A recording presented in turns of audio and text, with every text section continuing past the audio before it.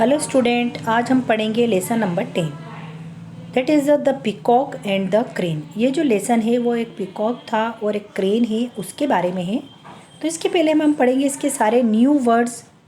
First word is describing, annoy, self praise, patiently and pleasant.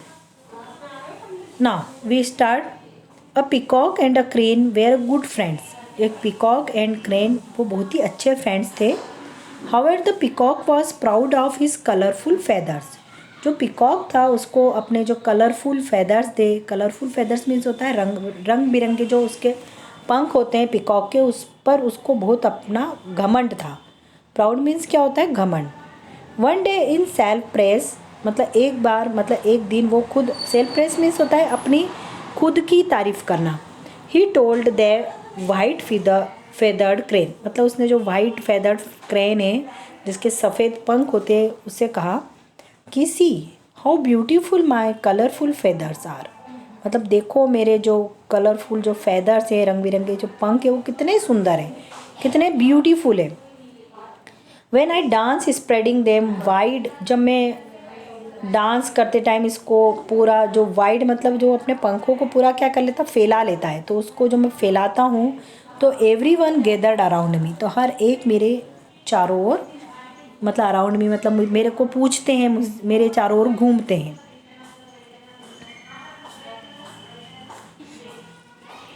Patiently the crane heard all that what peacock had to say about his colourful feathers, मतलब जो crane था वो patiently मतलब बिल्कुल शांतिपूर्वक उसकी बातों को सुन रहा था पिकॉक की, कि कैसे वो अपने कलरफुल जो फेदर्स हैं उसके बारे में बता रहा है।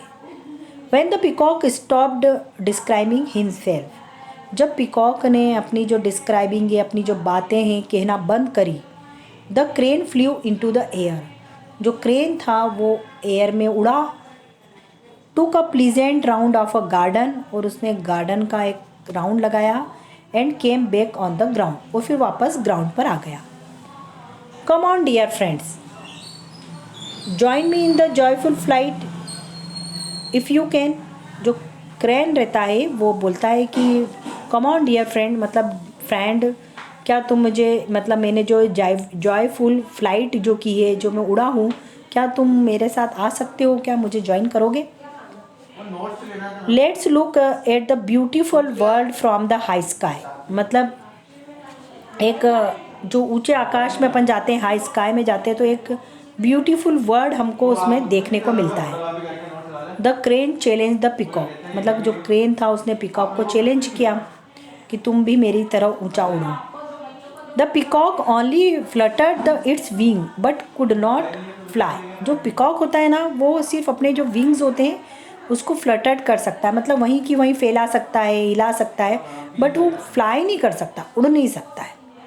Indeed your wings are beautiful, मतलब वो बोलता है क्रेन की, वाकई में तुम्हारे जो विंग्स हैं बहुत ही ब्यूटीफुल हैं, सुंदर हैं, इसमें कोई वो नहीं है, दो राय नहीं है, मत नहीं है कि।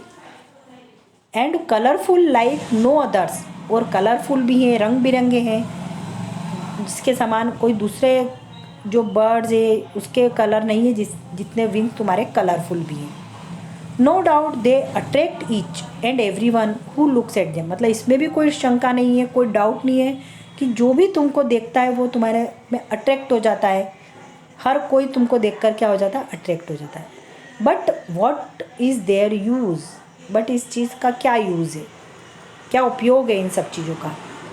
They can not help you fly high, क्योंकि तुम उड़ तो सकते ही नहीं ऊँचे, भले से तुम्हारे विंग्स कलरफुल हैं, रंग बिरंगे हैं, सुंदर हैं, उससे क्या मतलब है, तुम ऊंचे आकाश में फ्लाई हाई नहीं कर सकते, ये तुम्हारी हेल्प नहीं कर सकते उड़ने में। आई एम योर फ्रेंड, मैं तुम्हारा मित्र हूँ, फ्रेंड हूँ। And my intention is not to annoy, मतलब मुझे, मेरा इंटेंशन ऐसा नहीं कि मैं तुमको दुखी करूँ, परेशान करूँ, you but to make you understand and everything god has given us, मतलब मेरा मतलब तुमको परेशान करने का नहीं है, पर but to make you understand, मतलब तुम इस चीज़ को समझो कि that everything god has given us, मतलब गॉड ने हमको हर चीज़ दी है। Has its beauty and limitation, मतलब अपनी जो लिमिटेशन और ब्यूटी के साथ हमको दी है। हियरिंग दिस पिकॉक इस बात को सुनता है और रियलाइज़ करता है अपनी मिस्टेक को कि हाँ मैंने गलती की है घमंड कर कर, एंड कि मेरे इतने रंग बिरंगे पंख है, इसकी ज़्यादा सुंदर और किसी के नहीं है विंग्स, तो मुझे ये घमंड नहीं करना चाहिए था।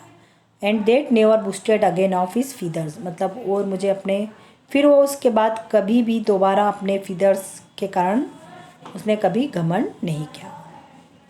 तो बच्चों हमको हमेशा ये चीज़ ध्यान रखनी चाहिए कि कोई सी भी चीज़ अगर हमारे पास में है तो हमको उसमें घमंड नहीं करना चाहिए कि देखो मेरे पास में तो इतनी अच्छी चीज़ें तुम्हारे पास नहीं है, ठीक है। तो इस चीज़ का घमंड हमको कभी भी नहीं होना चाहिए।